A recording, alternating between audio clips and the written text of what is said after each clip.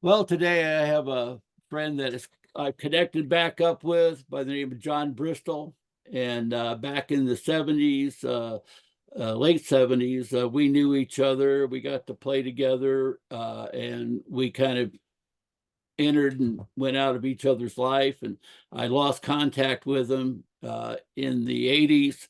And here in the last year or so, we connected back up and want to kind of get into an interview with John. He's a very interesting guy. He is not only a drummer, but he plays guitar and he sings. And back then, I always looked at him as a very talented person.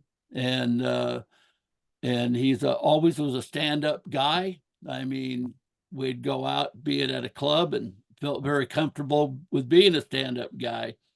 And I'm kind of giving you a little information that he's not going to bring out, you know, but I will. And so this interview has to do with a musician, Bob Dill, known as Mickey Mars from Motley Crue, and what how we interfaced with him. Johnny Bristow was I'd interfaced twice, one at Harris Sound Studios in Costa Mesa when John brought him by to play.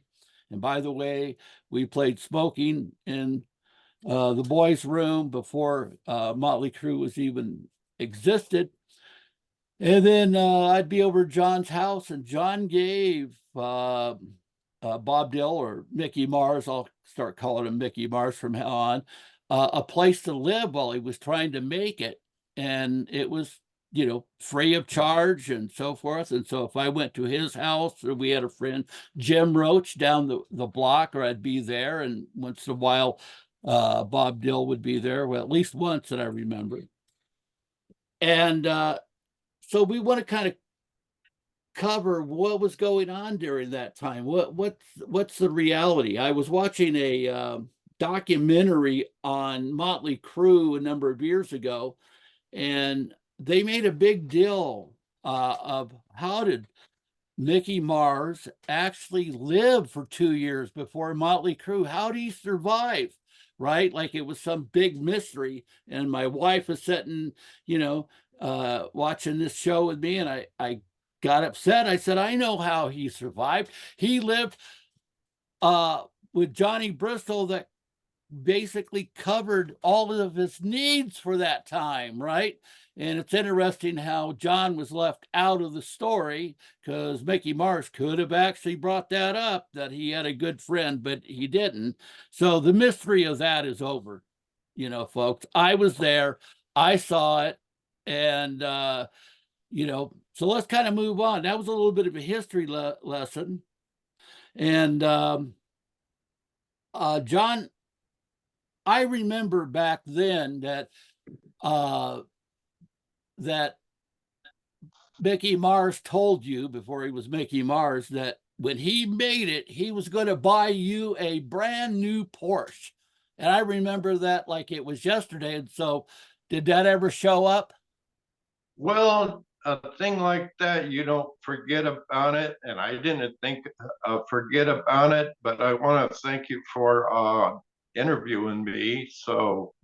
And I think I have an interview out there, but the sound was not too good. So when I heard it, I was kind of, I'd like to get somebody a little more professional. So thanks for locating me and using your equipment so maybe people don't have to get their ear right down and hear my voice. So, yeah.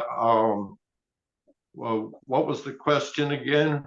Oh, it's about that new Porsche that was supposed to show up at your door. Oh, that was the story on that. I used to drive a truck for thrifty drug stores, and they would send me out in the 70s. They had stores in Salt Lake City, Albuquerque, Las Vegas, and I would go out and leave my car and let uh, Bob deal and use my car. He'd go up to Hollywood, go find he had a little boy. His nickname was Boat Smoke, and he was called Boat Smoke because he Bob Dill or Mick Mars would blow smoke out and he would blow smoke rings. So his son would try to say at 2 years of age, boat smoke, daddy. So they started to call him Boat Smoke. So anyway, one time loaned my car out and came back from a trip to Salt Lake City. And Bob Dill was very excited. He said, man, when I make it rich, he says, I am going to buy you a brand new 924 Porsche. And I told him, you know what, if you want to do something good for me, get me the 928 because the 924 is more of a glorified Volkswagen. And he said, you got it, buddy. $50,000 car.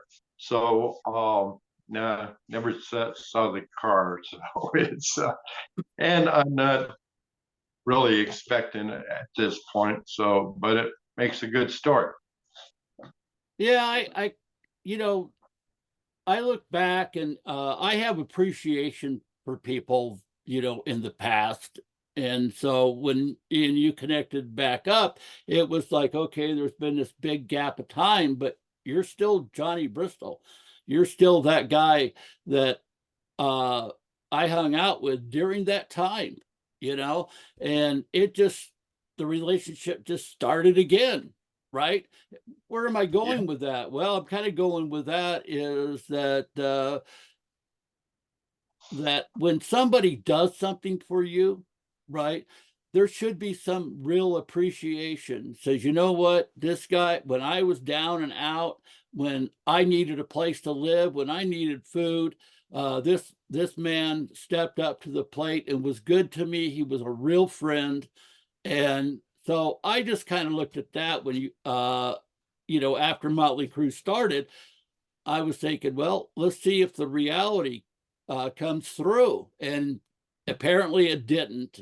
And So life is a funny thing because back in those days in the 70s, I was a Teamster truck driver out of Orange County, and we got paid good. I would back in those days making over $40,000 a year was real good money. So I was up, had a house. Bob needed a place to stay.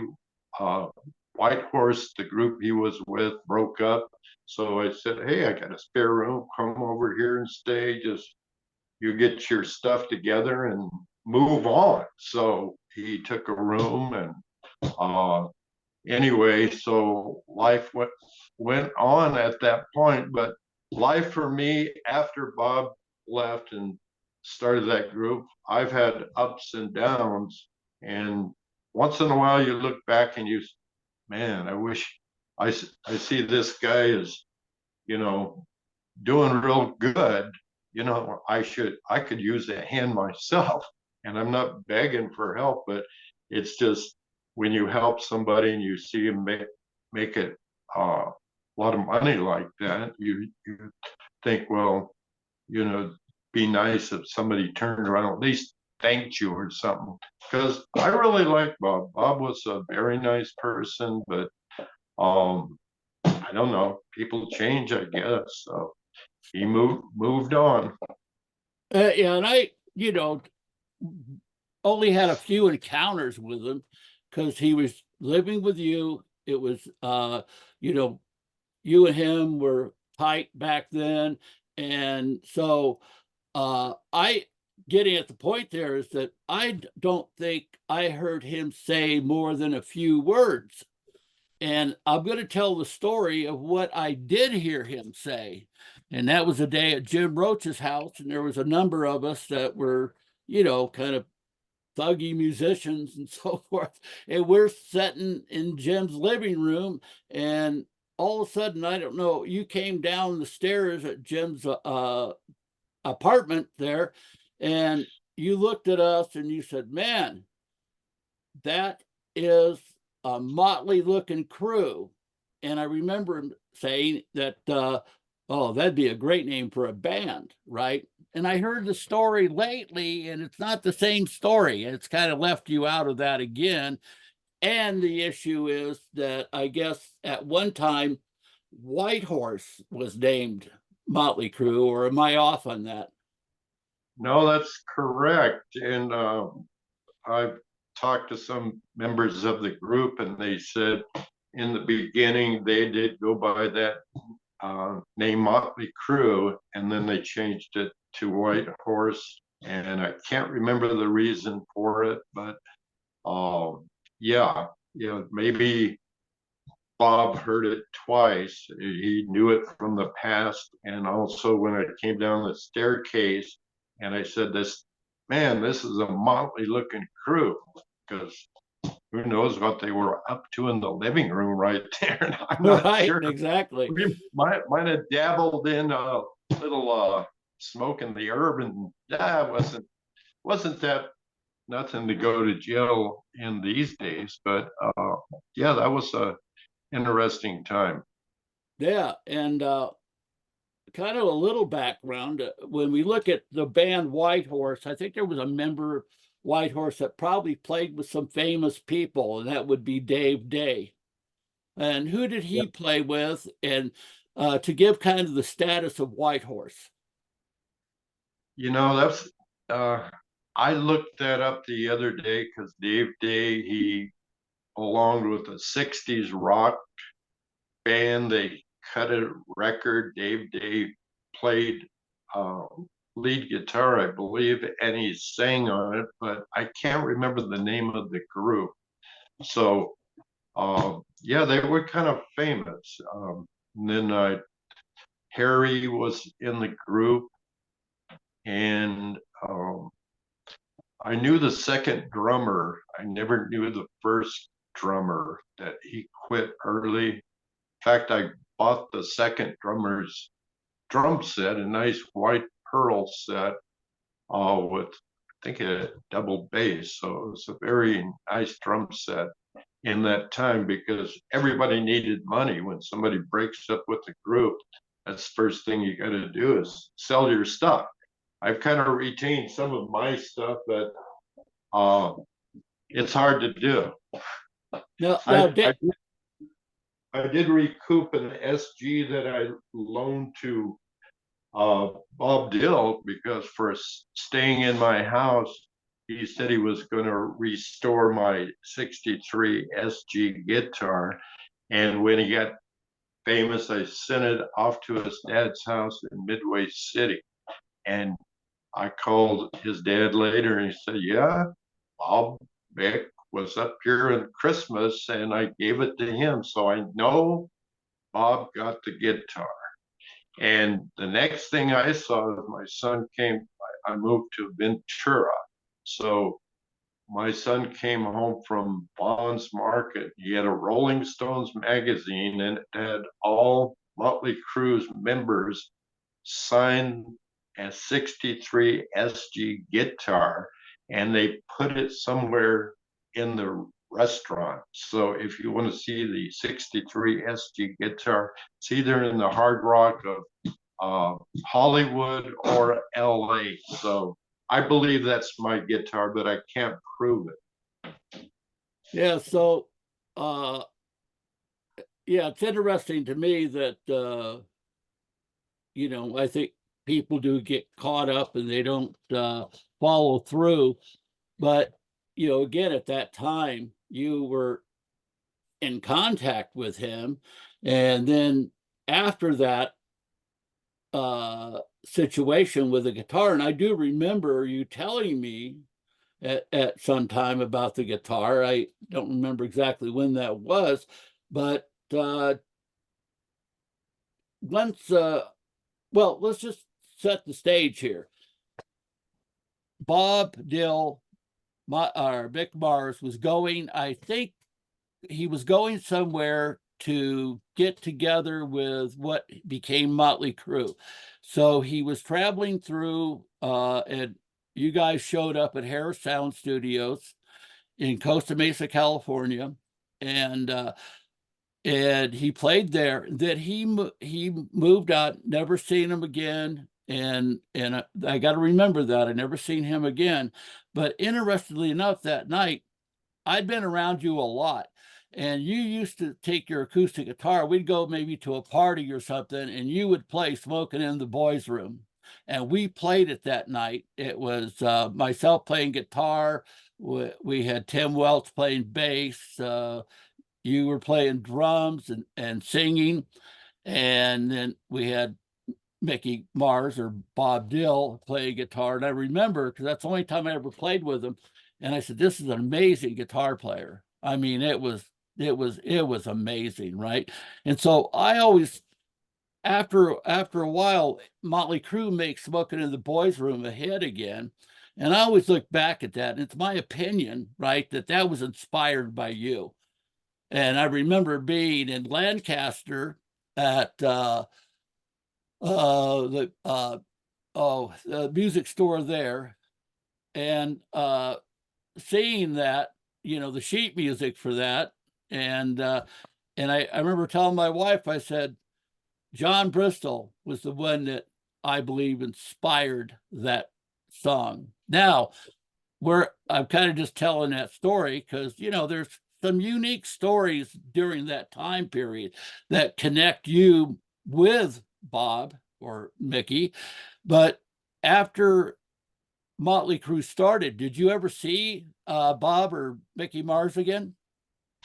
I got an invitation by him because I had pawned, well, he calls it pawned his record player to me for $100 or $200, which, I'm not a pawn shop, but anyway, I hung on to it as long as I could, and then I had to sell it. I had some tough times. My brother bought it, and then he came back and visited for a little bit. I think he wanted to buy that back, so I didn't have it. But I don't think we had any hard feelings then because he invited me to see the group that he put together, and I had already met the bass player, Nicky Six. So I'd been to his house. I took Bob up there to meet him when Nicky he couldn't even play the guitar at that time. And I'm thinking, you're going to put a band together? This guy can't even play the guitar. But apparently he learned how to play it. He was toting sheet music out of his closet, and he was showing all this stuff. And I'm thinking, I can't read music. I can have a few chords that I could play back in those days, but so I told him I can't tell, the words look good, but blah blah blah. And anyway, so after that, I got the invitation. It's been so many years that I'm thinking months or maybe a few years.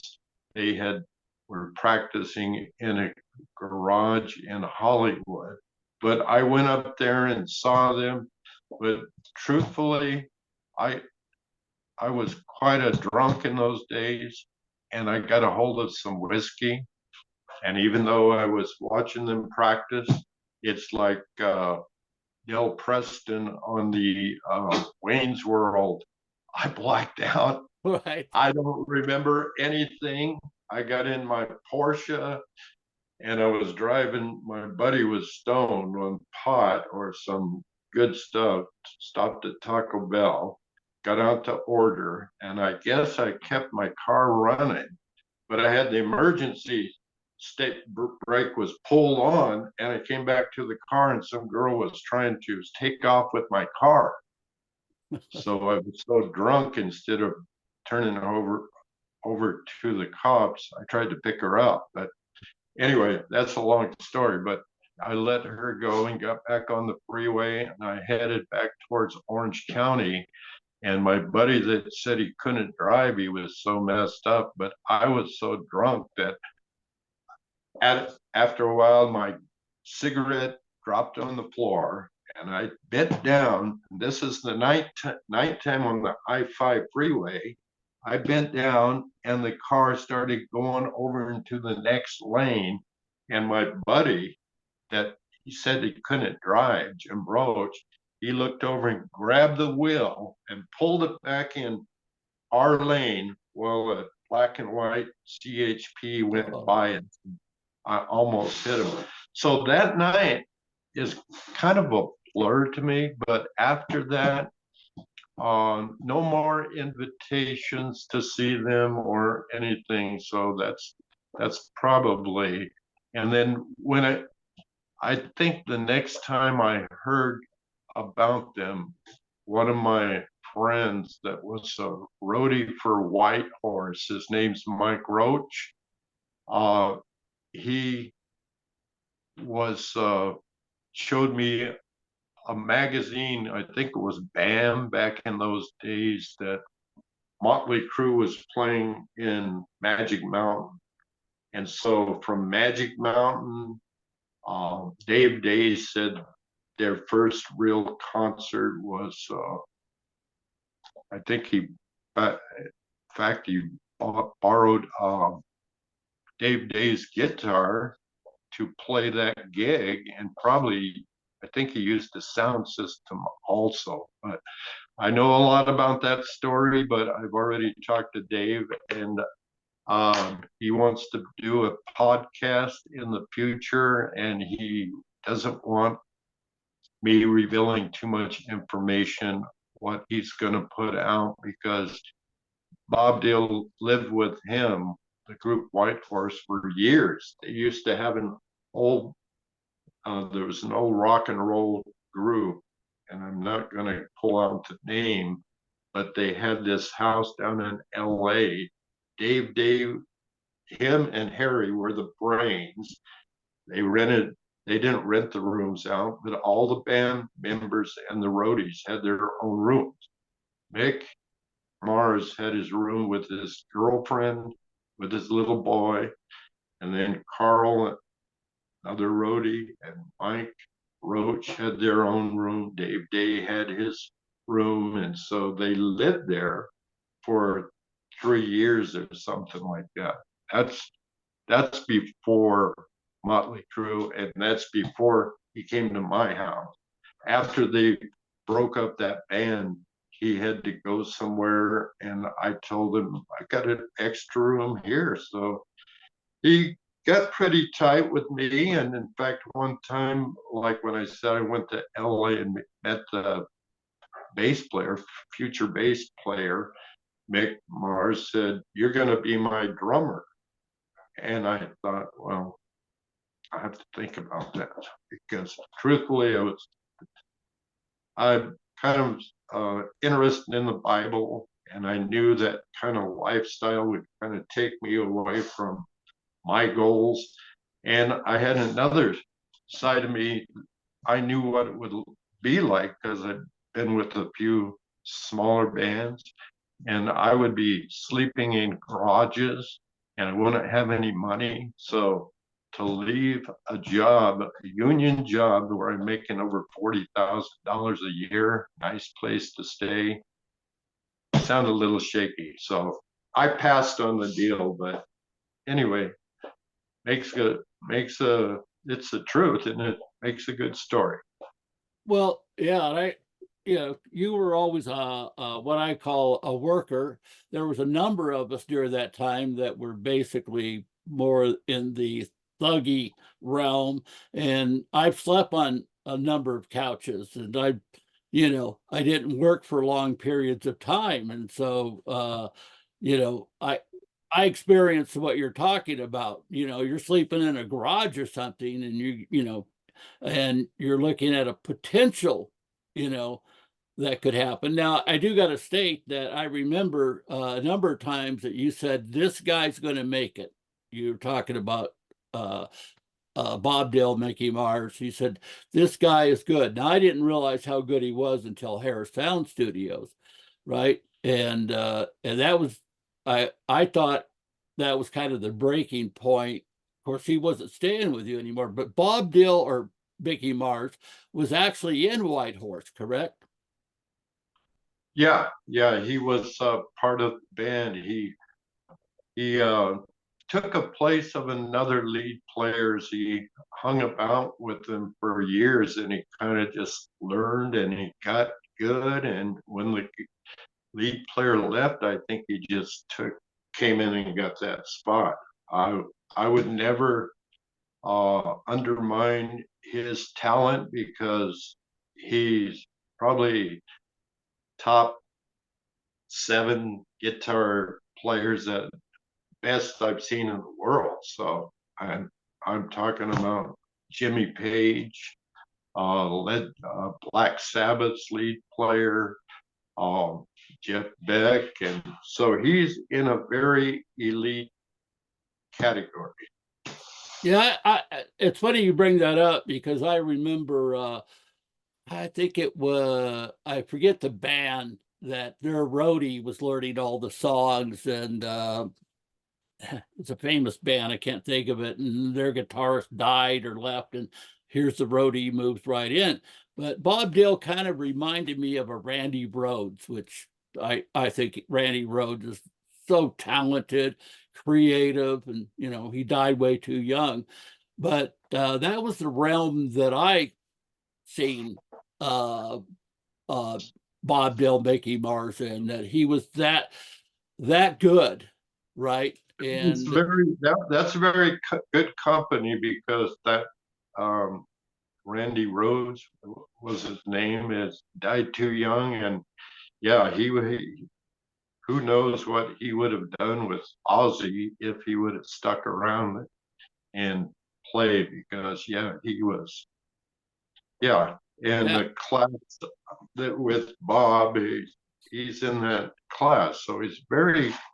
I just question his not looking back and kind of thanking the people that helped him on his way, because I used to give him, going to be going out in my truck, and I give him money, money for food, for this, right?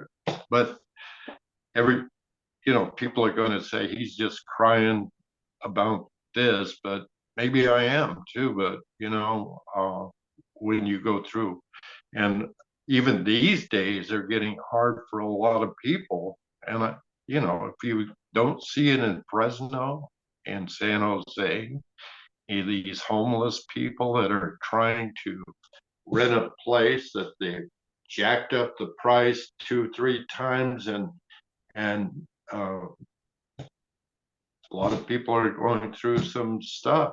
It's a good thing they can't charge us for prayer. That's all I can say. well, I tell you something that you're saying, well, maybe I am whining or something like that, but uh, back in the day, and this is coming from me, that you were never a liar. If you said something, I knew it was true. You said what you meant, and you meant what you say. You were a stand-up guy, plus you were a hard worker. And for the musicians of that time, most of us were deadbeats.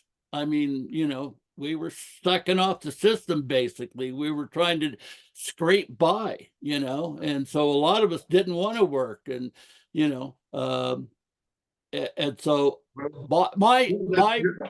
my view of That's you, John. growing up, though. Some people take a while to grow up, and energy is a thing too. Some people don't have the energy. Man, I wish I had the energy I had when I was 20.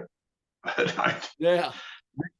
I can, at 74, I can leave my house and flat run for 5 miles at a time because I quit smoking, drinking. I live a very clean life, but uh, most people can't seem to, control their life that good that they can get on a schedule like that. But it's, I've been blessed. Well, a lot of, I think there are some things that you've always been a type of guy that wanted to do healthy things. I remember that. And I was always the guy, I think you could say, well, Bob, you run as much as I do, but it's back and forth to the refrigerator or something like that. But you'd said that, you said, oh, I got interested in the Bible back then. And I think it's something, a conviction of you today, and is that uh, the little group that we were trying to put together with Tim Welch, with one religion, you went another religion, and I went another one, and we had our convictions. And I think that I don't look back, at why didn't I stick with it? But I think you did the honorable thing by being productive. You ended up getting married. You have stayed married, and that's a pretty honorable thing. And I I'm got 40 years, or got married in 1983 on 9/11. I'll never forget that day because okay. that was my day before the people blew up those buildings. So, but anyway, Yeah, go no, ahead. I've been married since well, let's see, 1981, and stayed married, and I wouldn't give it up. So anyways, the reason I bring these type of things up is that there's going to be people listening to this, and people are going to be critical, and I'm going to be putting this on X, and I know that you're going to always get blowback because people out there on the internet or what I call keyboard cowboys and keyboard warriors, and they want to say something negative. And I'm just asking the people out there to consider that I have nothing to gain by this in any way, shape, or form doing this interview. And I'd like to see maybe somebody that listened to it send this to Mickey Mars and said, "Hey, check this out." And there may be a reason, losing Yeah. contact. And now you did show up to his house one time at the gate, didn't you? Oh yeah. Let me say, because I was going to say that it amazes me because I got flack on that last video I did, and people call me a liar. And I'm thinking, these rock stars, they're not born on Mars. Hey, that's a little joke, Mickey Yeah. Mars. But Right. anyway, they're raised with us here, and it's amazing because when Bob Dill lived with me a year or whatever it was, he had 2 or 3 dates with women, and he would go out with them. Usually, he wouldn't use my car because I'd use it, but he would go out, and they would never go out with them again. You know why? Because he didn't have any money. He didn't have a job. He couldn't treat them to anything special. And these people are, but somehow when they make it big, oh my God, there's Mick Mars. So now you're somebody, Yeah. so So you were it's a talking very about, weird, very strange world. it sounds like you were talking about me, no money, no car, no job. uh, and But but could, I could, did go I ahead. was going to answer that question about going to his house because I've been a truck driver when because you got to make some money some way. I was living in Ventura and I was driving for a company called True Stone Block, and I was training a driver to dump sand where they made the block. And as I was training him how to dump it, he told me what he was doing. He said, I was hauling propane up to Mick Mars's house, and it was out here where it overlooks by Keenan Road and somewhere by Malibu, but back towards the north, Yerba Buena, I think that was the street. So I told him, how can you give me a map to get there? So he drew me a map how I could get to Mick Mars' house. And I took my nephew, which was a very promising guitar player, very talented, wrote his own songs, and I was going to introduce my nephew Brandon Bristow to Mick Mars and see if he could help him get a start. So me and him went up to his house, and I pull up on Yerba Buena on that street, And I look at all these $1 million houses, and now Mick Mars had a $10 million house, I'm guessing. And it looked like a casino from Laughlin, Nevada, with the big fences around it. And then I went up to the bell, rang the bell, somebody answered, "What do you want? Can I help you?" And I said, "Yeah, is Mick, or is Bob Dill here?" And he said, "Nobody here with that name." And so I thought, wait, he changed his name to Mick Mars. So it's Mick Mars here. No, he's out of the country. So I left my address, phone number with this person that was inside of the house, and never got a call back. But later I did hear that one of the members of White Horse had the same experience, and he wasn't so patient like me, sit in the car. He almost went over the fence because he he did a lot of favors for Bob Dill in the past, and now he couldn't get on his property. The one who put him up all that time, where he got in here refrigerated, now you can't even go on their property. You can't get invited back. Somehow changed his whole personality, and I like the old Bob. I'm not sure if I like the new Bob.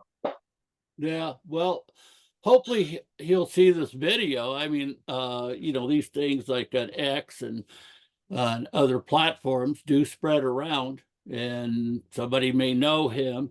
And I think I would think the issue is that I don't think that you're bitter about anything, but it would be nice if you guys could connect back up and you know, at least talk. You know, that would be really great. uh Now, we talked about your 63 Gibson. Did you show us your Epiphone version of that? Yeah, and Oh, after I sent it off to Bob and never got it back, I got a copy. Epiphone makes an SG copy. I'll show it to you. It's here. It's or maybe I should take this phone and see if you could see this here. This is the SG I have now, but it's probably worth a couple of $100, where the 63 SG guitar that he had was the real thing. So so the cost is quite different. So I would like to have my guitar the way he was supposed to redo it. So I have a little equipment here, so I still have my drum set, my Fender Twin, my Taylor, got my Marshall bottom, my QSC, and don't have room for all my stuff. It's in storage, so can't fit it in this little bedroom. So, but we do the best we can here. We still hanging in there. well, We'll have to play, get together. I know you used to play the guitar, and get your fingers loosened up and come by, and we'll play a couple of old tunes and make up some. yeah, yeah, We ain't dead yet, buddy. yeah. Well, yeah, I was going to say it's interesting. We were at a club, me and you, at the Cuckoo's Nest. It used to be Finnegan's Rainbow in Costa Mesa, and we were there during the band.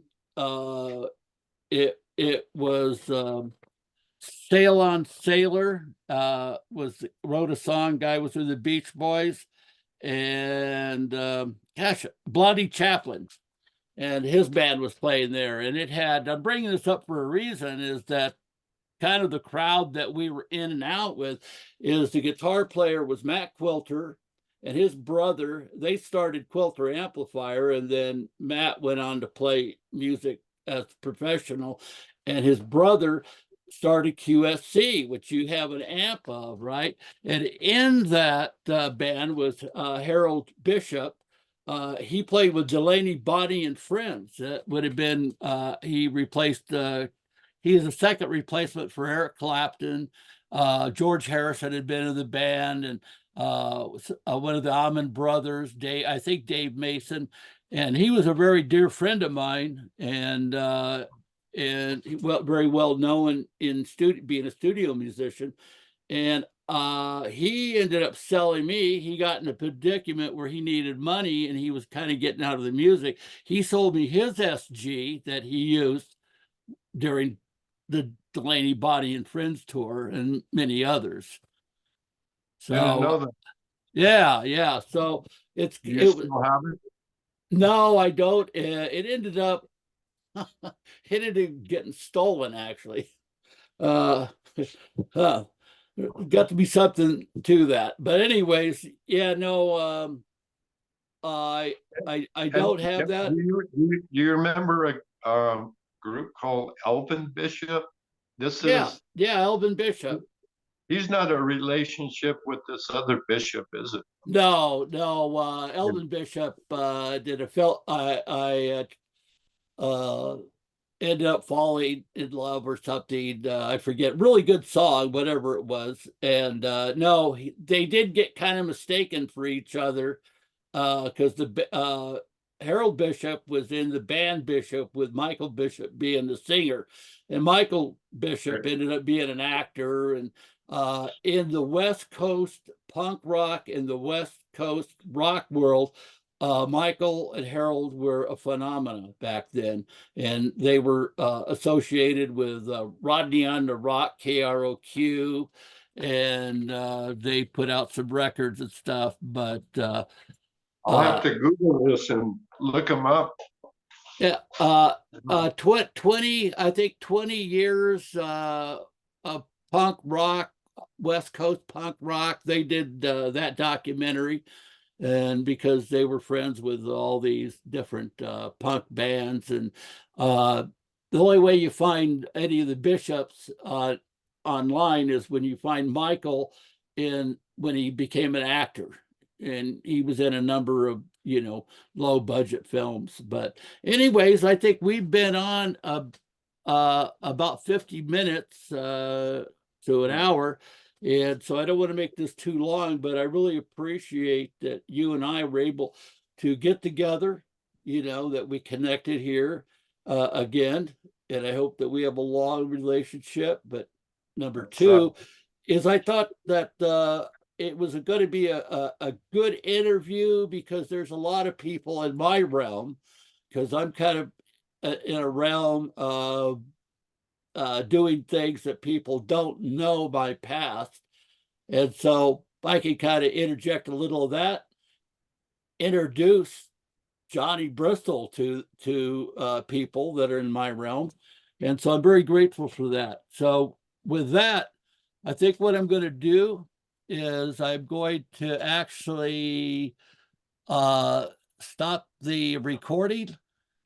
And so at this time, Johnny, thank you. Any last words? I got a lot of things on my mind, but really the time is short. People are busy. Maybe time in the future. I got a lot of things to say, but sometimes people don't want to hear it. But anyway, thanks for listening to me. Okay. Okay. And I'll talk to you after the show. okay. We can